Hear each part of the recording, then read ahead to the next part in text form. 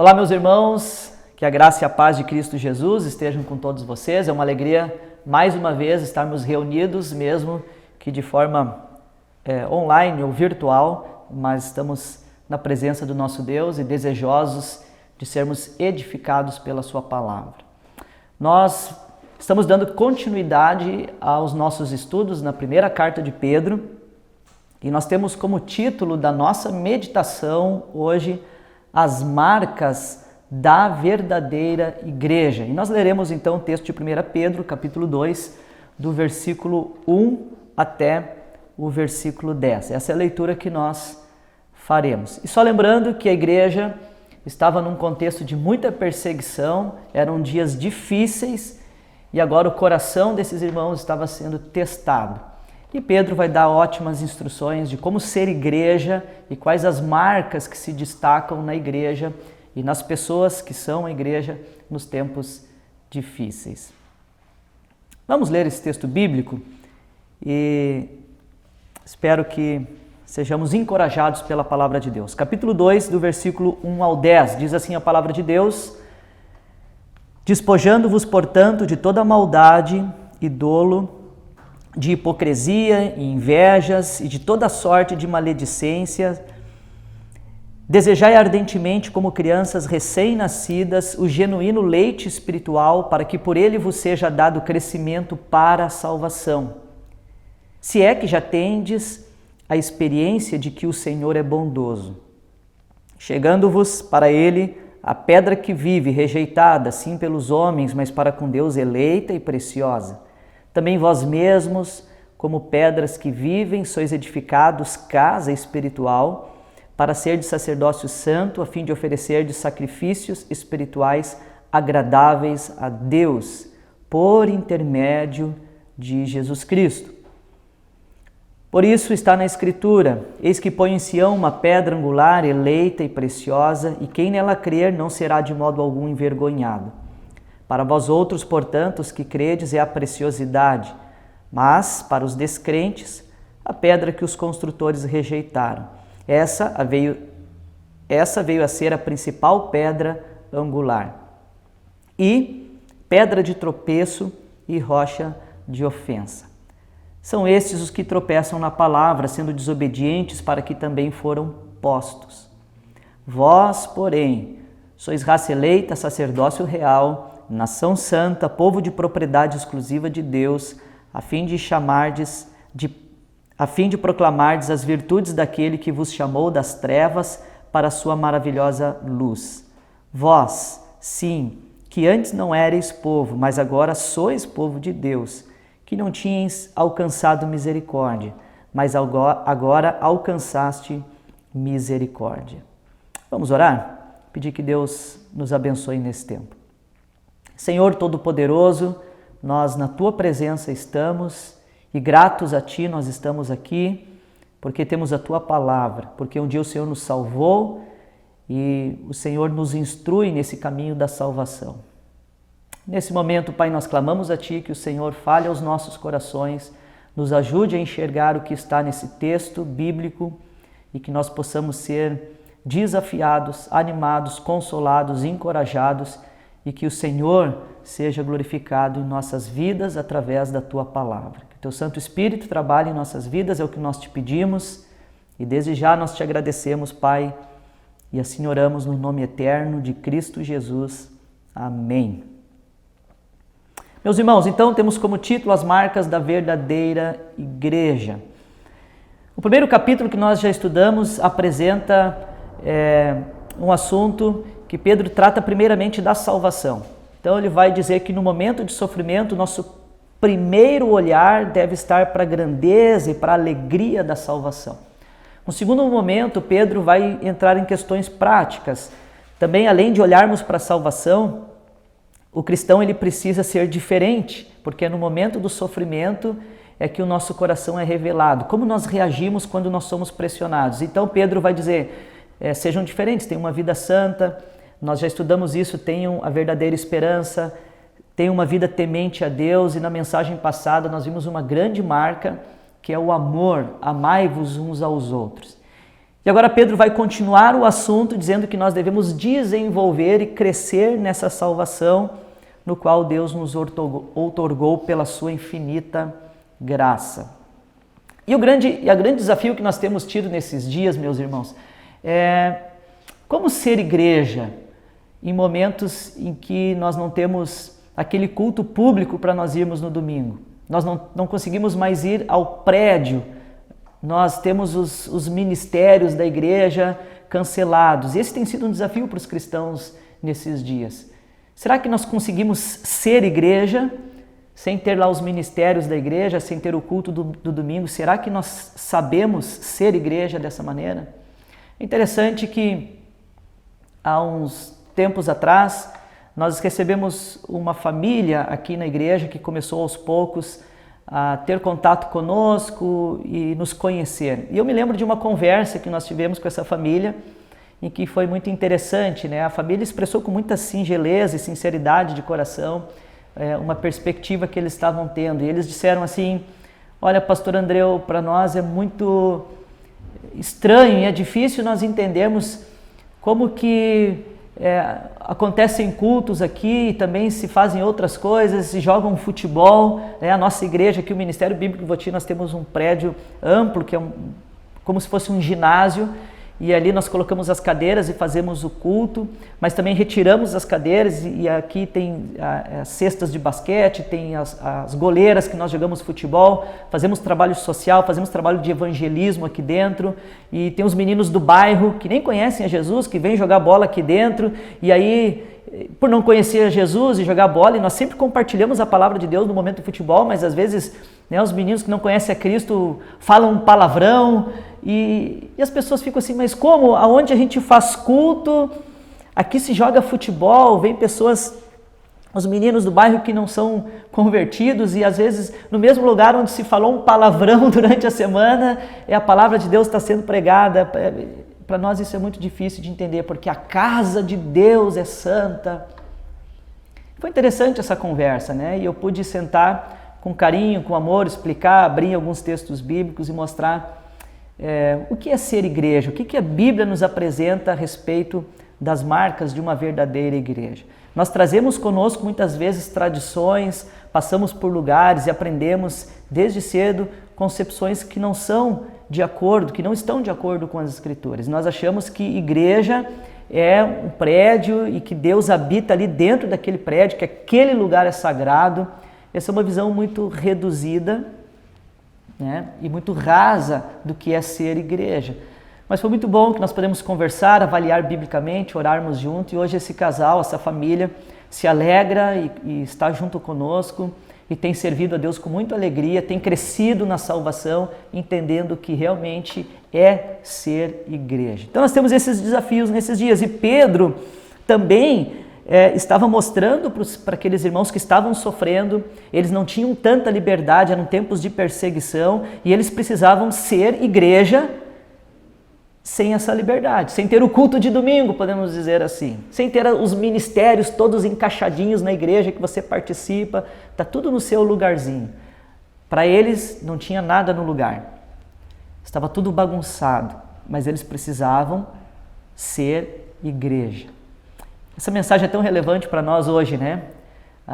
O meio evangélico, a igreja está sendo desafiada hoje a como ser igreja nesses tempos difíceis, onde muitas igrejas nem estão se reunindo no final de semana.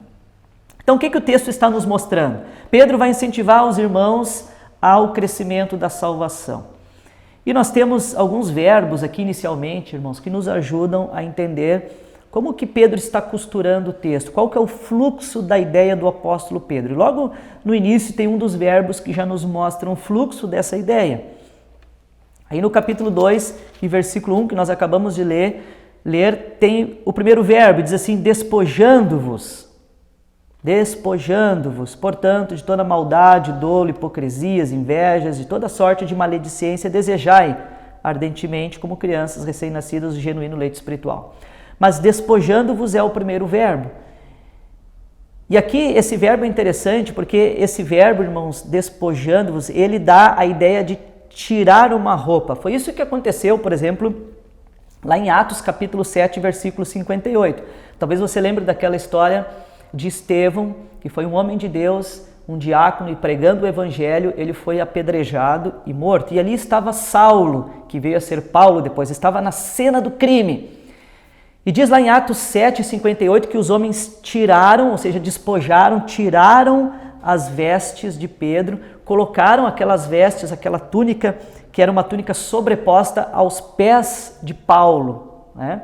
Paulo estava presenciando aquele crime, e eles assim apedrejaram e mataram Estevão. Quando diz ali que tiraram, despojaram, tiraram a roupa de Estevão, não deixaram ele nu.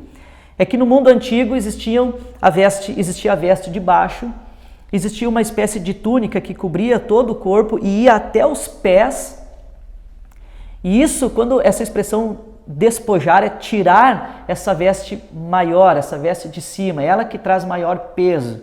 Então essa era uma ideia muito comum na época, quando inclusive alguém precisava caminhar mais depressa ou precisava correr, eles tiravam, porque se você tentasse correr com aquela roupa pesada por cima e longa, indo até os pés, a pessoa poderia tropeçar naquilo e cair, atrapalharia ela, inclusive de correr. Então era necessário se despojar, tirar aquela veste pesada de cima, e aí ela poderia fazer os movimentos com mais facilidade. Às vezes nós carregamos algumas cargas na nossa vida que são tão pesadas que nos impedem de correr e crescer para a salvação, que é o que Pedro está dizendo aqui. Por isso que Pedro está usando essa figura de linguagem, essa analogia, e diz assim, se vocês querem correr, crescer para a salvação, tem que tirar esse peso, tem que tirar essa veste pesada de cima, você tem que se despojar. É uma figura de linguagem, mas o verbo aqui despojando-vos vai dizer o quê? Despojar do quê? A intenção de Pedro não é dar uma lista exaustiva de pecados. Quais são todos os pecados? Não é dar uma aula de hamartiologia, né, que é a doutrina do pecado. E dar uma lista de todos os pecados existentes. Não esse é o objetivo de Pedro. Mas é pontuar algumas coisas da vida cristã, da vida de uma pessoa que se torna um peso. E que se um cristão não tiver cuidado, isso vai atrapalhá-lo e muito no crescimento da sua salvação, para a sua salvação. Então, o que Pedro está dizendo, aí meus irmãos, despojando-vos do quê? Ele vai dar uma lista de toda maldade. E quando ele fala toda maldade, é uma amplitude. Aí Pedro já abre o leque, ele expande um pouco mais a maldade e toda espécie de atitude e pecado consumado do ser humano. Toda maldade. E o princípio do pecado é a maldade, né? Se a gente pensar em qualquer tipo de pecado e erro que a gente executa na prática, ela parte de um coração mau. Então aqui Pedro, ele já consegue abranger muita coisa. Toda maldade, a palavra grega kakos, maldade é a raiz das nossas atitudes pecaminosas. Também ele vai dizer, nós devemos nos despojar de todo dolo. O que é o dolo? O dolo é essa expressão de engano, é alguém que planeja de maneira intencional prejudicar alguém. O próprio direito usa essa linguagem, né? Existe a situação de um erro que é considerado como culposo, né? Então, se eu fizer alguma coisa com alguém que eu não tenho a intenção, eu não tive a intenção de lesar alguém, é considerado culposo, né? Mas se eu fiz algo para alguém e no fundo eu tive a intenção de fazer, né? Eu usei de artimanhas para fazer mal para alguém, isso pelo direito é considerado como um ato doloso, né? Então essa expressão nos mostra que é um ato intencional, não é sem querer, é intencional, é causar um dolo, é enganar de maneira intencional alguém. Também Pedro vai dizer toda hipocrisia, essa palavra grega aqui, essa ideia, era uma expressão muito utilizada para os artistas da época. Existia algumas encenações no mundo romano e aquela pessoa que encenava, ela na realidade fazia o papel de um personagem, usava um tipo de roupa, um tipo de máscara. E essa ideia aqui é de atuar como, né, um artista, é hipocrisia, é mostrar aquilo que ele de fato não é. E muitas vezes a hipocrisia está presente na vida das pessoas, ela parece ser um bom marido para os outros, mas não é, parece ser um bom filho lá fora, mas não é, parece ser um bom patrão, empregado, mas na realidade não é. As redes sociais é um ambiente propício para a hipocrisia, né? Se você entra nas redes sociais, parece que todas as pessoas são felizes, todas são inteligentes e a vida delas são perfeitas. E se você vai conhecer um pouco mais a vida da pessoa, você vê que ela é infeliz, que tem tristezas, que a vida dela não parece aquilo tudo que ela posta nas redes sociais. Então é você parecer algo que você na realidade em essência não é. Os fariseus eram assim no mundo antigo. Jesus chega a chamar eles de sepulcro caiado. É a parte ali onde se sepultavam o morto, eles pintavam de branco, era tudo bonitinho por fora. Mas por dentro existia algo em decomposição. Então é isso que Pedro está mostrando. Hipocrisia é isso, inveja, desejar o que é do outro, ou seja, não estar contente com o que se tem. Isso é inveja, você deseja ardentemente o que é do outro e por trás da inveja existe um descontentamento, você não está satisfeito com o que é seu e aquilo que Deus te deu. Então se você não está satisfeito com o que Deus te deu, você age carnalmente desejando o que é dos outros. Isso é pecado contra Deus, contra o próximo. Maledicência. Isso é o quê? Maledicência é falar mal, é calúnia, é fofoca e muitas vezes isso tem tom de reclamação. Às vezes nós falamos coisas que não devemos. As pessoas têm maledicência na sua língua, elas falam mal. Você vai conversar com pessoas e às vezes ela sempre está reclamando. Ela reclama do vizinho, ela fala mal do vizinho, ela fala mal do patrão, ela fala mal do governo, ela fala mal da sociedade, ela fala mal da igreja, ela fala mal do esposo, ela fala mal dos filhos, ela fala mal do irmão em Cristo. Tudo está ruim, ela está sempre reclamando, sempre falando mal. Isso é maledicência. Vejam que Pedro está dizendo, olha, tudo isso, toda essa sorte de maldade, esse dolo, esse engano, essa falsidade, hipocrisia, essa inveja, a maledicência, veja que todos esses pecados é prejudicar o outro. Todos esses pecados estão trazendo dano para o outro, mas está pecando contra Deus. Tudo isso é uma capa pesada que te impede a andar de passos largos no crescimento da salvação. Então despojem-se dessas coisas. Essa é uma primeira marca da igreja. A igreja não anda com o peso do pecado. A igreja, ela se despoja, ela sente nojo do pecado, ela luta contra o pecado diariamente, ela está se despojando do pecado porque ela quer estar leve, livre para crescer para a salvação. É isso que Pedro está nos ensinando nesse texto bíblico, né? Em segundo lugar, meus irmãos, isso implica esse fato da igreja se despojar. Uma das marcas aí da igreja implica ser um bom testemunho, né? Ser um bom testemunho é muito mais do que vir no domingo participar de um ministério da igreja. Se você não está tendo nesses dias oportunidade de participar da igreja, como normalmente nós participamos das programações, e você está vivendo de maneira diferente, é uma oportunidade de você demonstrar uma marca da igreja, que é ser igreja, sendo um testemunho para as pessoas que estão à volta de você. Essa é uma primeira marca. Uma segunda marca da igreja que Pedro nos coloca é que a igreja, ela é nutrida pela palavra de Deus. Olha a segunda analogia que o apóstolo Pedro faz aqui. A primeira analogia é da veste, que precisa se despojar. E ele usa um verbo despojando-vos. E ele vai seguir o seu raciocínio, o fluxo do seu raciocínio. E no próximo versículo, o apóstolo Pedro, então, no versículo 2, ele vai dizer assim, desejai. Veja, o primeiro verbo foi despojando, o segundo verbo, desejai. E vem uma segunda analogia também. Desejai o quê?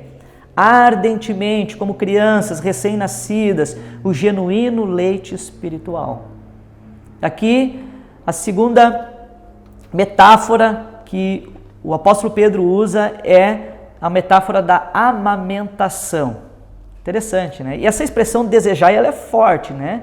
É um desejo intenso. Essa mesma palavra grega é usada pela Septuaginta, a versão grega do Antigo Testamento, lá no Salmo 42, versículo 1, né? Quando o salmista vai dizer, assim como a corça suspira pelas águas, assim a minha alma te deseja, Senhor. É algo assim existencial, você precisa daquilo para sobreviver. Essa expressão desejar é muito forte. Desejai ardentemente, como crianças recém-nascidas. Então, dentro dessa simbologia, dessa metáfora que Pedro está usando, ele está falando que, assim como recém-nascidos, nós devemos desejar o leite, o genuíno leite espiritual. E nós paramos para pensar um pouco, será que nós temos desejado a palavra de Deus? Será que a palavra de Deus, assim, de vez em quando eu não tenho nada para fazer, então, olha, eu posso até ler a Bíblia agora. Não é algo urgente, não é uma necessidade primária. Pedro está usando a imagem de um bebê, que não é que de vez em quando ele mama, um bebê, ele mama várias horas por dia. Eu já tive, tenho 2 filhos e já tive a experiência da amamentação, ali acompanhando a minha esposa, levantando de madrugada porque o nenê está chorando e ele deseja ardentemente, ele chora, ele berra de madrugada, alguém tem que acordar e alguém tem que suprir a necessidade dele. Então passei isso com a minha filha, Ana Beatriz, que tem 20 anos hoje, com o Isaac, que tem 2. E é interessante ver o desejo intenso, enquanto nós não parávamos para amamentar, não sossegava. Será que nós temos esse desejo tão ardente, profundo? Isso contrasta com o desejo do pecado do versículo anterior. A verdadeira igreja, ela não deseja mais o pecado, agora ela deseja ardentemente o genuíno leite espiritual. E é isso que nutre a todos nós.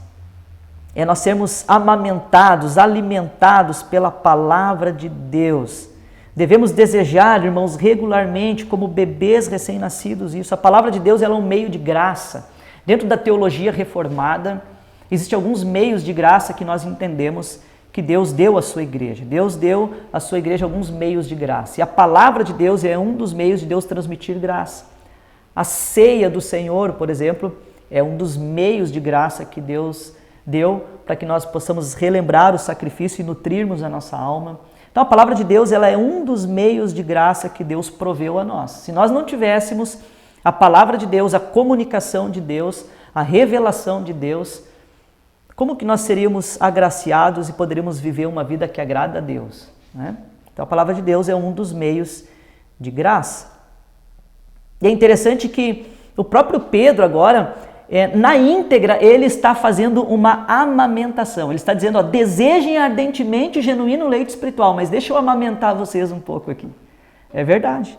Porque o apóstolo Pedro, nesse texto que se segue, ele vai entrar aqui que Jesus é a pedra angular, vai falar sobre nós que somos a igreja. O apóstolo Pedro vai utilizar aqui inúmeros versículos. Ele vai usar versículos de Isaías, 28:16, ele vai usar versículos de Salmo 118, ele vai usar de Êxodo, de Deuteronômio, ele vai usar textos de Oséias. Interessante que Pedro, aqui, irmãos, ele pega diferentes versículos da Bíblia. O que era a Bíblia para Pedro e para os leitores? Era o Antigo Testamento. E a Bíblia do Antigo Testamento era dividida em 3 partes, era chamado de Tanakh. Então a Tanakh era a Torá, que eram a lei, os 5 primeiros livros, os escritos, que eram a parte histórica e os salmos e os poéticos, e os profetas. Era chamado de Tanakh, Torá, Nefins, Ketuvins. O Antigo Testamento era dividido em 3 partes. É interessante que Pedro aqui argumentando, ensinando eles como ser igreja, e encorajando eles a desejar o genuíno leite espiritual, ele cita versículos da Torá, de Deuteronômio e Êxodo aqui nesse trecho.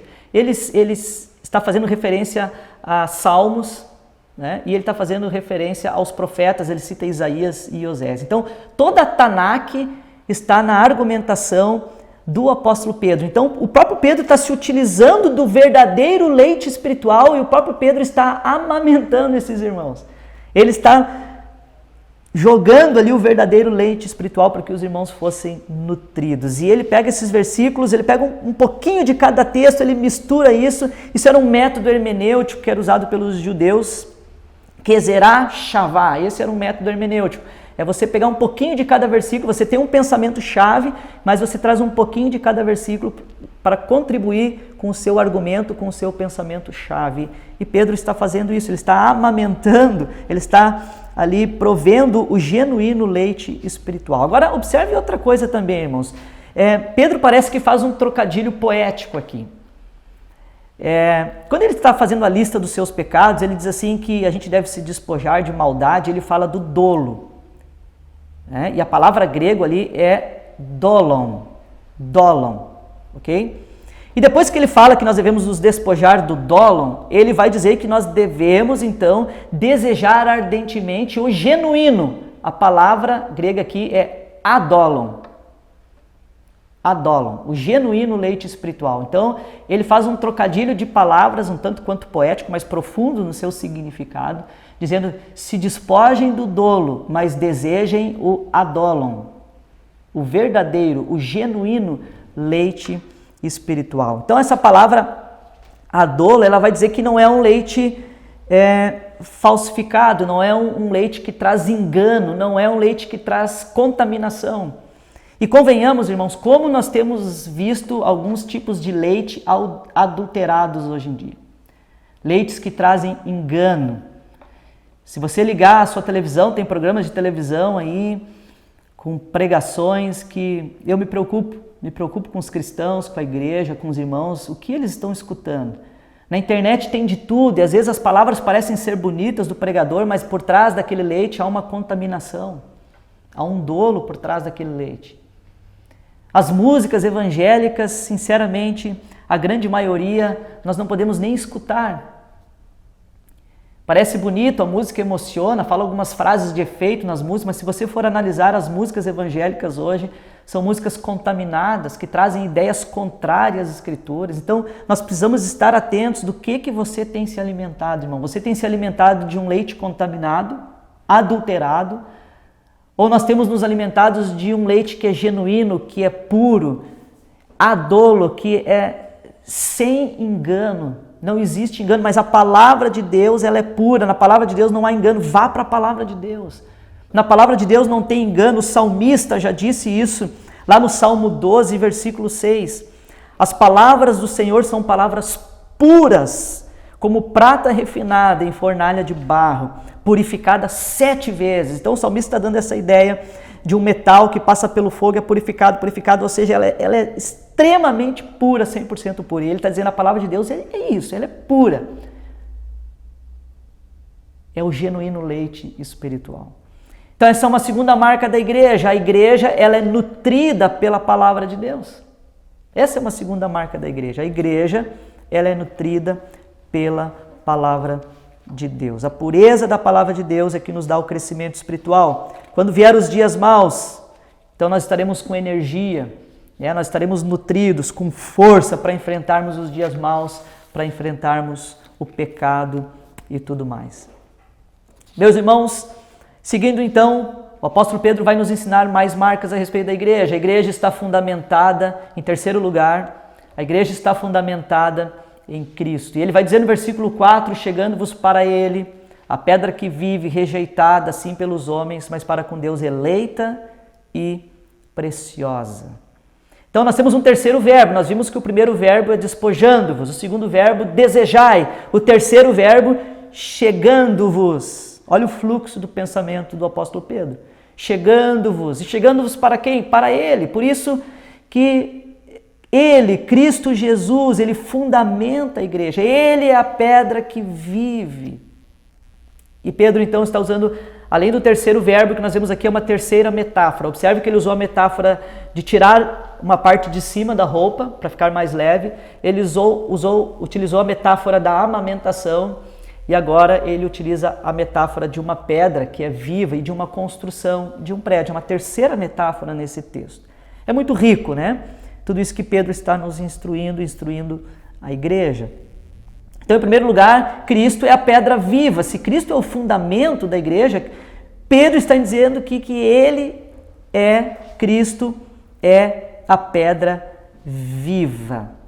O apóstolo Pedro usou esta imagem quando se dirigiu ao Sinédrio e retratou Jesus como pedra rejeitada por vós, os construtores, a qual se tornou pedra angular. Está lá em Atos capítulo 4, na pregação de Pedro, lá os judeus estavam escutando, os escribas, os fariseus, e eles dizem, vocês rejeitaram essa pedra, mas ela se tornou uma pedra angular. Jesus não é apenas a pedra que vive, mas é também aquela pedra que dá vida. Interessante isso, né?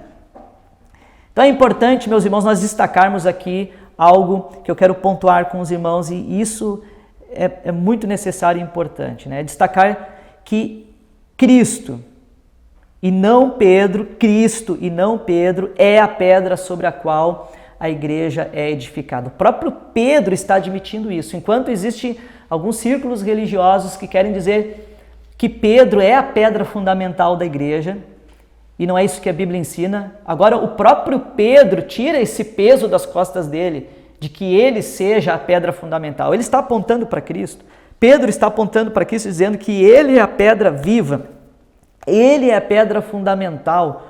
O próprio Jesus esclarece esse ponto em Mateus, capítulo 16, versículo 18. Lembra quando Jesus, conversando com Pedro, ele disse assim: também eu te digo que tu és Pedro, e sobre esta pedra, e aí ele está se referindo a ele mesmo, edificarei a minha igreja, e as portas do inferno não prevalecerão contra ela. Mateus 16, 18. Cristo, ele é o dono da igreja, ele é o fundamento, ele é o edificador, ele é o protetor da igreja. Cristo é tudo. Cristo é a pedra viva. Cristo é a pedra fundamental. Cristo é a pedra que vive, ele venceu a morte. Ele não é somente a pedra viva, mas ele é a pedra que dá vida. E ele é uma pedra que vive. Por quê? Por que Pedro usa essa analogia? Porque Cristo ressuscitou. E ele é a pedra que vive. Ele venceu a morte, ressuscitou dentre os mortos para a nossa justificação. Nós não cremos em um Jesus que está num sepulcro e que está morto. Mas ele viveu uma vida santa e sem pecado. E a morte não pôde deter o nosso Senhor. Ele ressuscitou dos mortos. Ele venceu a morte porque ele viveu uma vida santa e que agradava a Deus. Meus irmãos, não há vida e nem crescimento espiritual a parte dessa rocha chamada Cristo Jesus. Nele nós somos salvos, nele nós estamos crescendo para a salvação. Cristo é a fonte da vida, ele é a pedra viva, ele dá vida, ele ressuscitou e ele vive. Cristo também diz esse versículo que ele é a pedra rejeitada. Rejeitada sim pelos homens. O versículo que nós acabamos de ler. Cristo é a pedra rejeitada e rejeitada pelos homens. Versículo 4, a parte B do versículo 4. Interessante que Jesus, lá em João capítulo 1, versículo 11, ele diz assim: ele veio para o que era seu e os seus não o receberam. Jesus foi rejeitado pelos judeus. As profecias apontavam para o Messias que viria, e o Messias veio e ele pisou nessa terra, o Deus que se fez homem. Andou entre o povo de Israel, entre os judeus. Por isso que Jesus fala, por isso que João fala, ele veio para o que era seu e os seus não o receberam.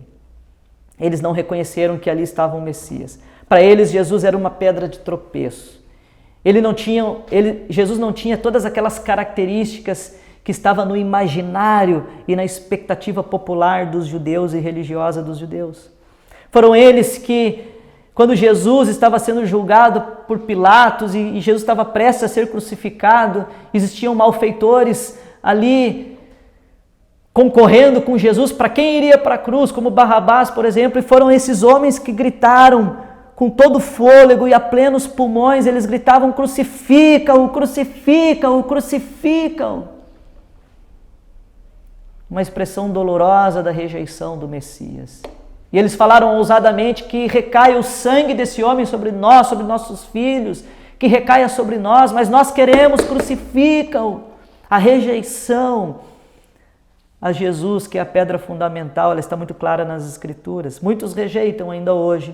Muitos tropeçam nessa pedra que é Jesus. E também, ainda nessa pedra fundamental, o texto vai nos dizer que Cristo, acompanhe na sua Bíblia aí, Cristo também é a pedra eleita e preciosa. Olha o que o texto diz: mas para com Deus, eleita e preciosa. Existe a visão dos homens a respeito de Cristo. Os homens podem olhar para Cristo e rejeitar, mas existe a visão do Pai.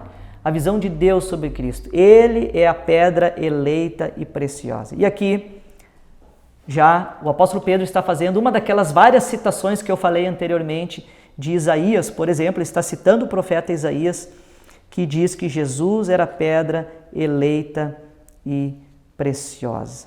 Cristo é o eleito de Deus e nele somos também eleitos. O sangue de Cristo, ele é precioso. E é por isso, então, que Pedro cita: eis que põe em Sião uma pedra angular, eleita e preciosa. Cristo é a pedra preciosa. é o seu Filho amado, em quem Deus tem todo o prazer. Cristo foi o eleito de Deus para nos redimir dos nossos pecados e nos fazer sacerdotes para Deus. Meus irmãos, sem este fundamento a igreja não existe. Esse é o fundamento que Deus escolheu, Cristo. Sem o fundamento de Cristo a igreja não existe. E muitas vezes a igreja está procurando outros fundamentos, pense nisso. A igreja está se fundamentando muitas vezes na estrutura que ela tem, num bom prédio. Muitas igrejas se fundamentam numa filosofia de ministério, nas suas programações, se fundamentam numa estratégia bem elaborada. Mas pode vir algo na história que coloca toda a nossa estratégia por água abaixo. Pode vir uma perseguição, pode vir um vírus e limita toda uma estrutura, todo um planejamento, toda uma estratégia. Igrejas estão com seu fundamento hoje na internet. Existem tantos fundamentos, o fundamento é o outro, é o próximo. Está errado. O fundamento da igreja é Cristo Jesus. Quantos fundamentos nós estamos colocando e que desviam do propósito da verdadeira igreja? Pedro nos faz pensar sobre isso.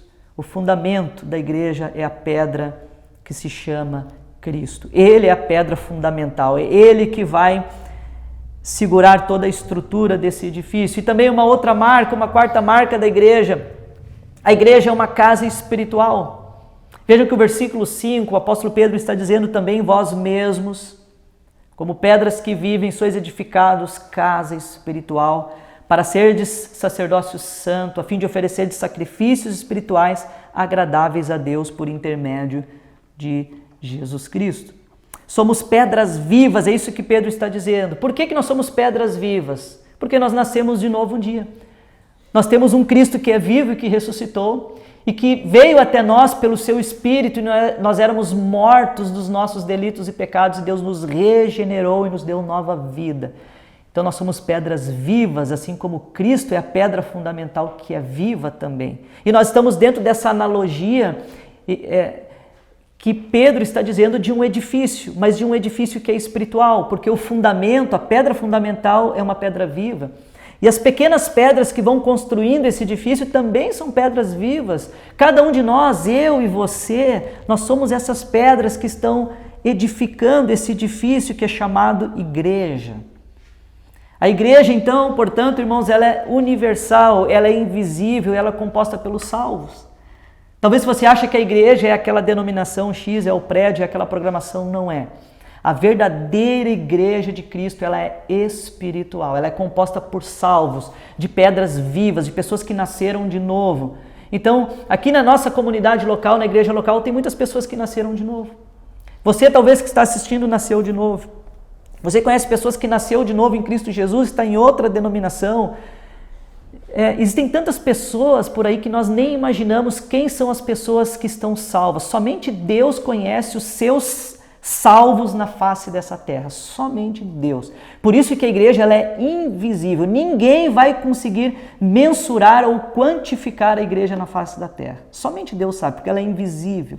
Nós não sabemos quem é salvo e quem não é, mas Deus sabe quem são os seus eleitos, aquele que Ele deu vida e regenerou um dia para viver para a sua glória. Então a igreja, ela não é um prédio, ela não é um hall de membros que nós conseguimos quantificar. Existe 100 membros registrados aqui no hall de membros. Não, a igreja ela é invisível, ela é espiritual, porque são pedras vivas.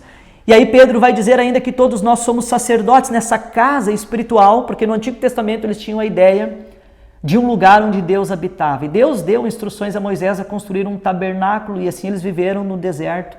E eles montavam e desmontavam o tabernáculo. E aquele tabernáculo era o local onde Deus habitava e Deus se comunicava com o povo através do tabernáculo. Depois veio o templo de Salomão. E o povo se agarrava naquilo e achava que Deus estava no templo. E chegou um dia que Deus tirou o templo. Deus permitiu que eles fossem arrancados de Jerusalém, levados para a Babilônia, por exemplo, e Jerusalém foi destruída, devastada, inclusive o templo. E eles tiveram que aprender como adorar o seu Deus sem ter o templo, né? Então essa ideia do Antigo Testamento de que tinha um templo e muita coisa acontecia lá dentro, existiam sacerdotes e o povo não poderia entrar lá dentro, somente os sacerdotes poderiam ministrar diante de Deus lá no templo. E agora Pedro está dizendo que nós somos esses sacerdotes, nós temos um livre acesso. Somente uma pequena parte do povo de Israel tinha acesso a Deus, ao templo e ao que acontecia lá dentro. Agora, nesse edifício espiritual, Pedro está dizendo que agora nós somos todos iguais, nós somos todos sacerdotes. Mas como é difícil as pessoas entenderem que isso é uma marca importante da igreja, que a igreja ela é espiritual e que esse templo é espiritual e que nós ministramos e servimos e nos relacionamos espiritualmente e diretamente com o nosso Deus. Nós somos todos sacerdotes. O sacerdote, ele levava os desejos do povo diante de Deus e o pecado, né, já expiado através do sangue de um animal, e a vontade de Deus ele levava para o povo. Ele era um intermediário sacerdote. Pedro está dizendo agora, todos nós somos sacerdotes. Agora não existe uma classe que precise de intermediário. Infelizmente as pessoas ainda querem um intermediário. Às vezes não aceita a oração do irmão do lado, aquele irmão da igreja. Não, eu quero que o pastor ore por mim.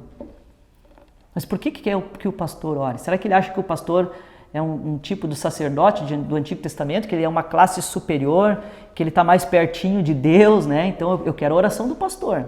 Esse irmão aqui, né, eu orar por ele, ele por mim, não dá muito certo. Tem religiões que ainda acham que existe um intermediário entre ele e Deus. Tem religiões que tem os sacerdotes, que você tem que confessar o pecado para aquele sacerdote. É aquele sacerdote que vai liberar o perdão sobre você.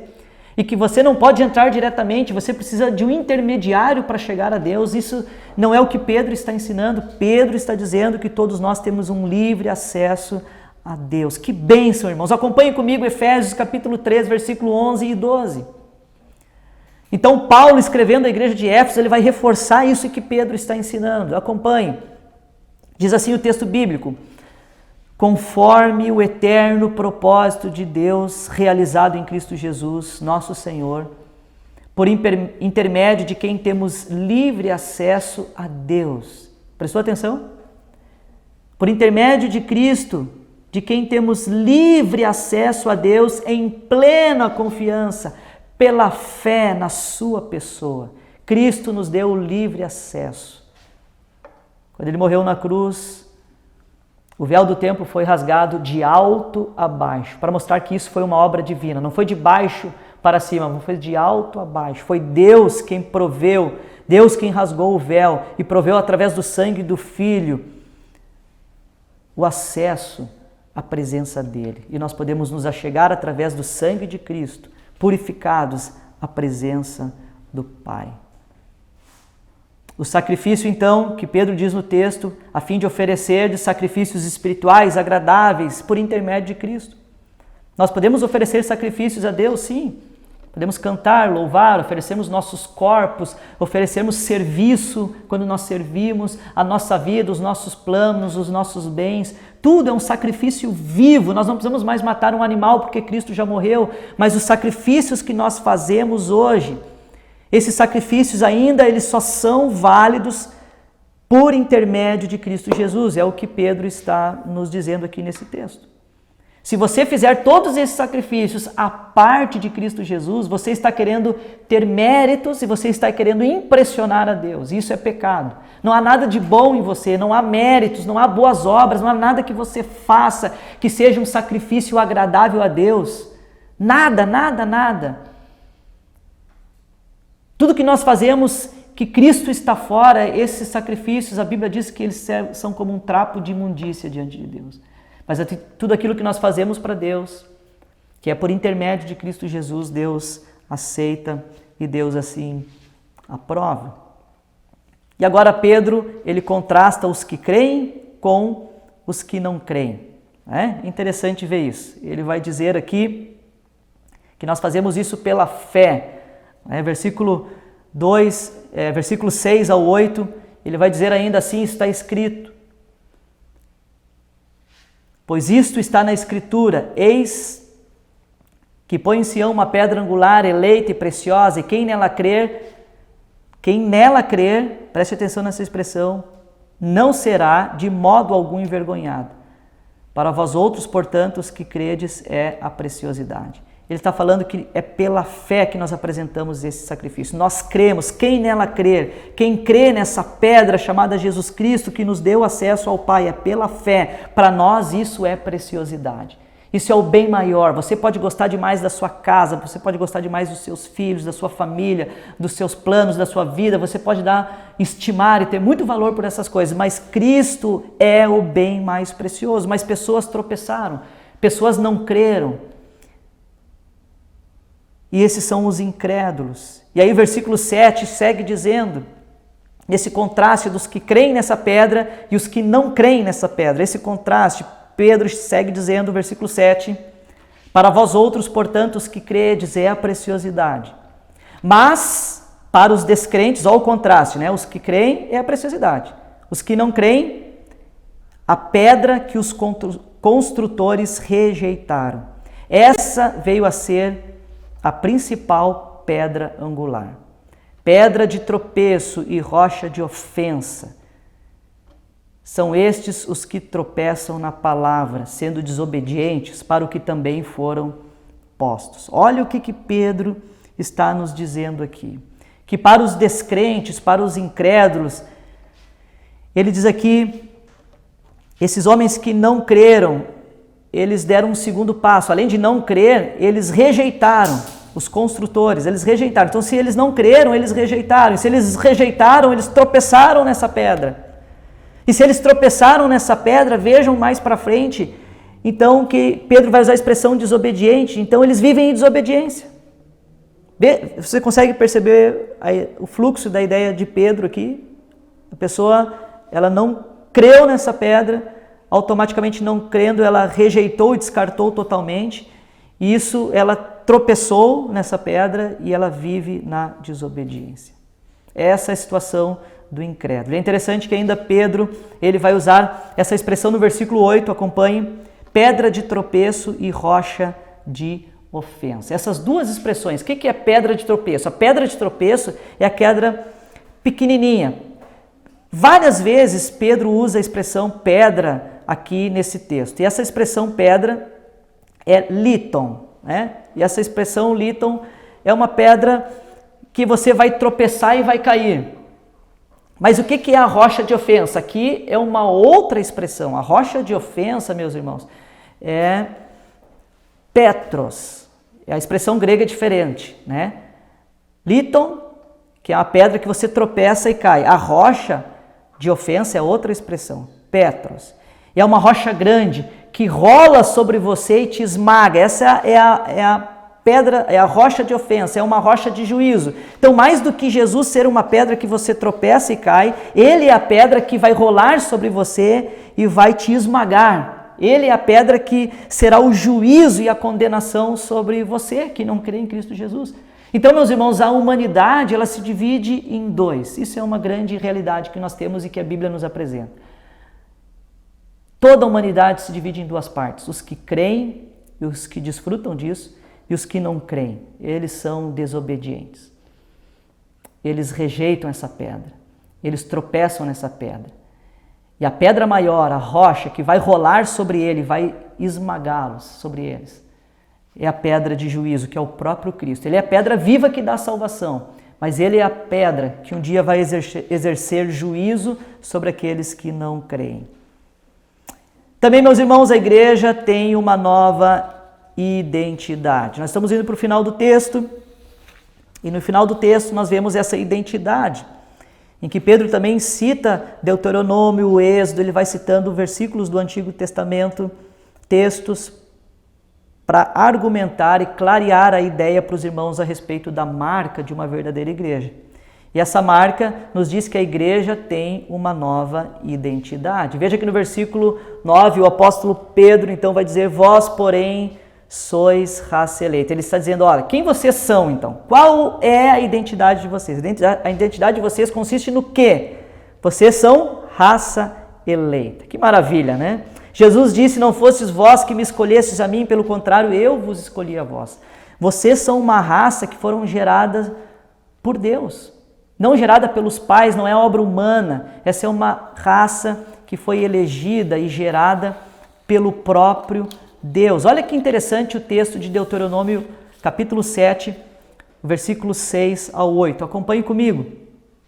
Aqui Pedro vai argumentar e ele vai citar textos do Antigo Testamento, ele vai dizer algo muito precioso a respeito dessa eleição. Ele vai dizer assim: porque tu és povo santo ao Senhor teu Deus. O Senhor teu Deus te escolheu para que lhe fosses o seu povo próprio, de todos os povos que há sobre a terra.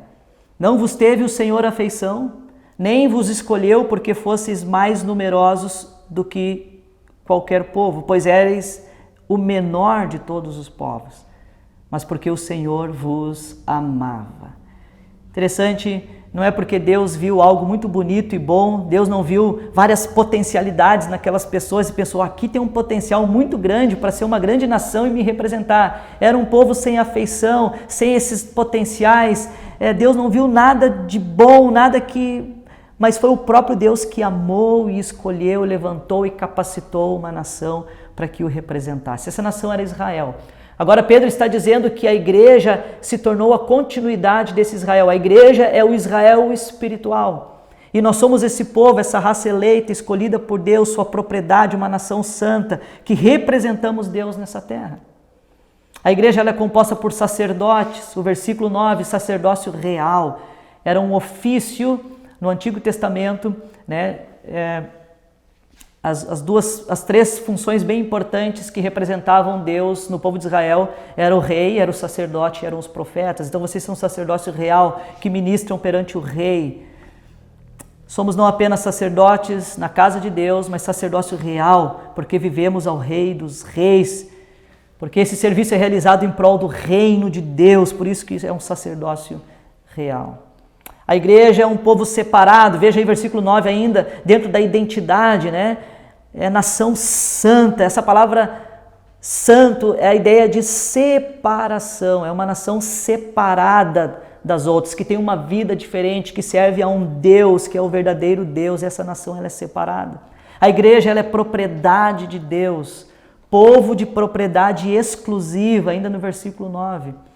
Então vejam que tudo isso nos mostra a nossa identidade, irmãos. Vós sois, quem vocês são uma raça eleita, vocês são sacerdotes, vocês são uma nação separada, uma nação espiritual construída por Deus, a nação espiritual que está acima de todas as outras nações que estão nesse planeta. Nós somos propriedade e aí está o nosso valor, irmão. Aí está o valor da igreja. O mundo não dá valor, o mundo nos persegue, o mundo debocha, mas o nosso valor está no fato de sermos propriedade exclusiva de Deus. Em nós mesmos não há valor algum. É interessante que isso é muito real na vida secular em que nós vivemos, e se você acompanhar leilões que aconteceram na história de pessoas famosas, você vai ver objetos de muito valor que em si mesmo não tem valor, mas por pertencer ou por ter pertencido a alguém, teve grande valor. Você conhece um grande personagem da história, Napoleão Bonaparte, por exemplo. Num desses leilões de grandes personagens da história, uma escova de dente de Napoleão foi vendida por por 21 mil dólares. Uma escova de dente de Napoleão, usada, desgastada, velha, que não serve para nada, nem para escovar os seus dentes, foi vendida por 21 mil dólares. Com o preço do dólar hoje aqui no nosso país, no Brasil, mais ou menos uns 100 mil reais. Você pagaria 100 mil reais por uma escova de dente velha? Se alguém que usasse bastante, não presta mais, eu te vendo ela, 100 mil reais, você compraria? Você vai dizer, mas não vale isso. Mas por ela pertencer a um personagem tão importante, ela foi vendida por 100 mil reais, 21 mil dólares. É interessante que a esposa do famoso presidente Kennedy, assassinado, o presidente americano Kennedy, assassinado, você conhece, você lembra? Num leilão também, 2 pedras preciosas, falsas, foram vendidas por mais de 700 mil dólares. Isso dá milhões de reais. 2 pedras falsas que não valem nada. Mas ela pertencia à esposa do presidente Kennedy, assassinado. Então, tudo isso nos mostra que tem coisas que não têm valor intrínseco em si mesmo, mas o valor está por quem ela pertenceu ou por quem ela pertence. Nós não temos valor nenhum, irmão. Você não tem valor nenhum em si mesmo. Eu não tenho. Nós somos pecadores, miseráveis, tão dependentes da graça de Deus. Mas o nosso valor, a nossa identidade, ela consiste de pertencermos a Deus. Nós pertencemos ao Senhor Jesus Cristo. E aí está o nosso valor. Nosso valor não está em nós mesmos, mas em pertencer a Cristo Jesus. Não buscamos nosso valor pelos padrões do mundo. A igreja não pode se enganar e ela querer ser importante, ser valorizada pelo mundo da sua maneira, do seu jeito, com as suas estratégias. O nosso valor está em desfrutarmos da rocha que é Jesus. Por mais que o mundo nos despreze, mas entenda a sua identidade em Cristo Jesus como igreja. E por último, irmãos, o texto encerra o apóstolo Pedro dizendo: a igreja é uma agência proclamadora. Veja que ele encerra o texto dizendo assim: a fim de proclamardes. A fim, aqui está o objetivo, é a marca final, que é o objetivo da igreja, desse povo que Deus formou e escolheu. A fim de proclamardes as virtudes daquele que vos chamou das trevas para a sua maravilhosa luz. Versículo 10, ele vai citar inclusive Oséias aqui. Aqui ele está citando Isaías novamente, no versículo 9, ele cita, faz uma referência a Oséias no versículo 10, e o versículo 10 vai dizer: vós sim, que antes não erais povo, mas agora sois povo de Deus, que não tinhas alcançado misericórdia, mas agora alcançaste misericórdia.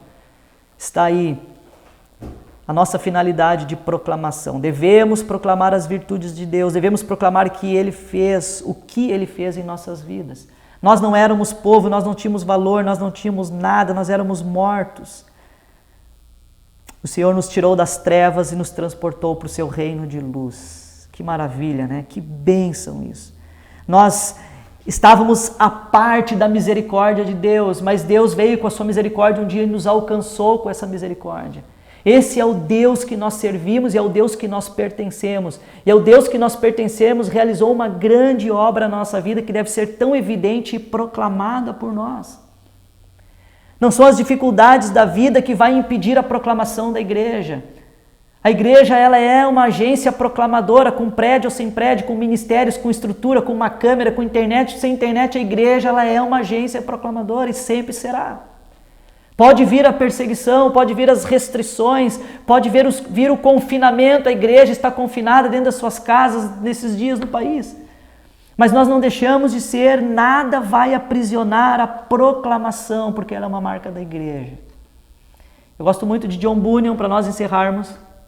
John Bunyan foi um grande pastor, um grande homem de Deus, viveu na Inglaterra, ali por volta do ano de 1600.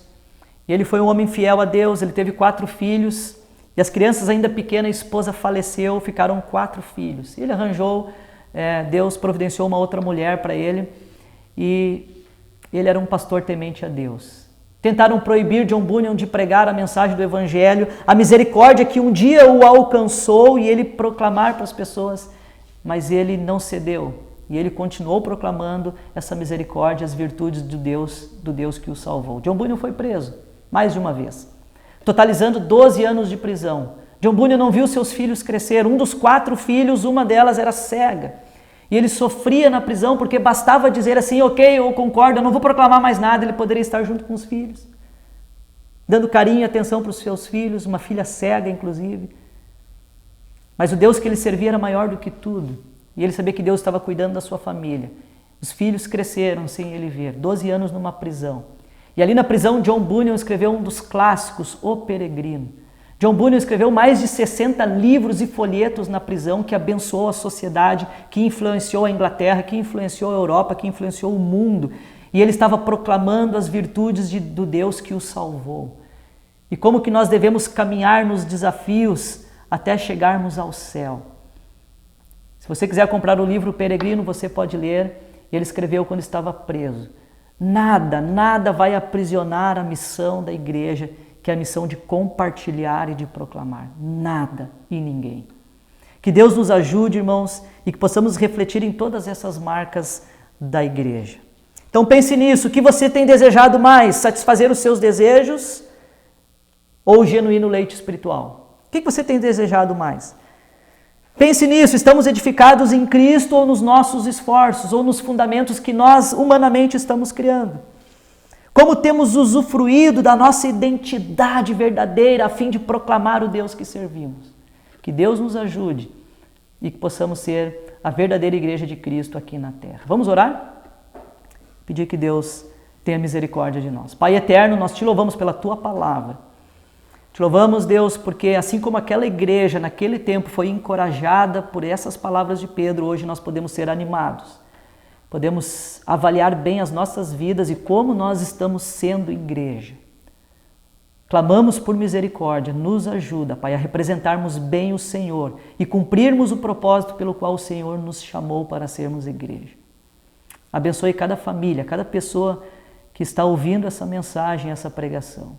Que possa frutificar em cada coração e que nossas vidas possam glorificar o Senhor. É o que nós te pedimos e te agradecemos em nome de Cristo Jesus, o teu Filho amado. Amém. Amém. Deus te abençoe e até a próxima, irmão.